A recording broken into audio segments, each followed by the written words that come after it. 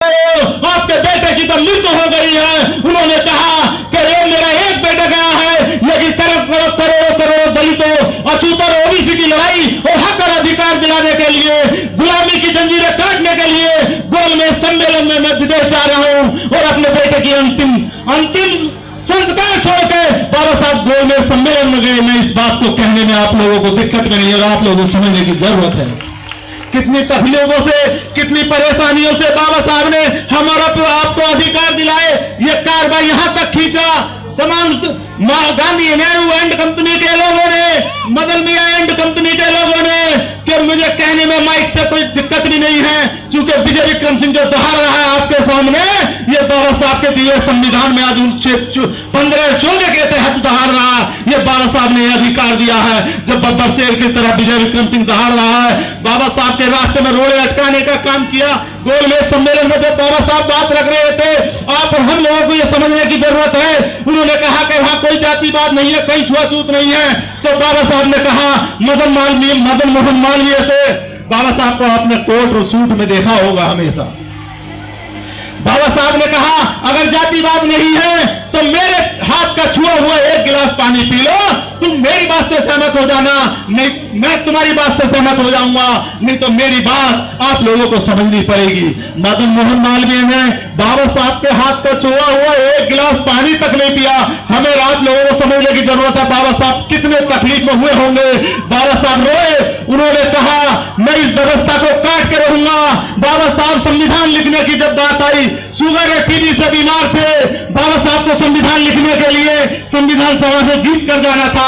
बाबा साहब को हराने का काम इन लोगों ने किया, दलित बस्तियों में शराब भरवा कर रख दी। लेकिन धन है खलीपुर जमा खान साहब, धन है योगिंदर नाथ मंडल, खलीपुर जमा खान योगिंदर नाथ मंडल ने विधानसभा से बाबा साहब भीमराव अंबेडकर को जिता के संविधान सभा में भेजने का काम किया। मेरे नौजवान साथियों, माताओं, बहनों, बच्चों, आप हम सब लोगों को समझने की जरूरत है। बाबा साहब ने जब संविधान लिखने की बात आई तो शुगर थी, टीबी थी, बीमारियों से जूझ रहे थे, संविधान लिख दिया। संविधान लिखने के बाद बाबा साहब भीमराव अंबेडकर ने वह संविधान राजेंद्र प्रसाद के जब हाथों में सौंपा, वो संविधान सभा के अध्यक्ष थे, मुस्कुरा के बोले, उन्होंने कहा कि तुम क्यों मुस्कुरा रहे हो? तो बाबा साहब ने मुस्कुराते हुए जवाब दिया कि मैंने रानी के पेट का ऑपरेशन कर दिया है। जब रानी के पेट से वो पैदा होगा वो राजा नहीं बनेगा।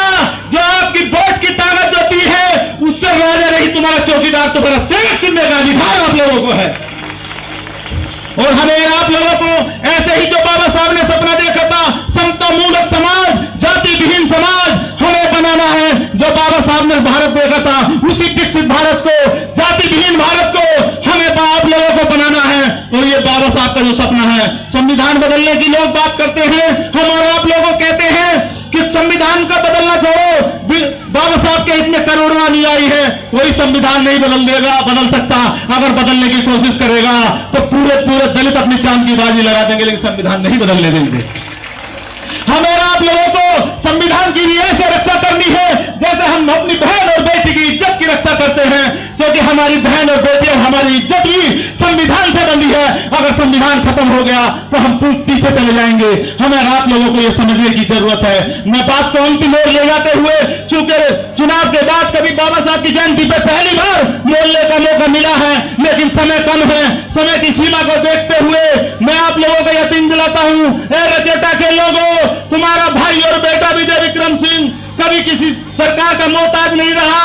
हाँ, अगर मोहताज हूं, उम्मीद करता हूं तो आप सब लोगों से करता हूं, आप सब लोग मेरी इतनी ताकत हो, जब आप साथ हो तो बड़े से बड़ी चट्टान से टकराने से विजय विक्रम सिंह नहीं डरता है।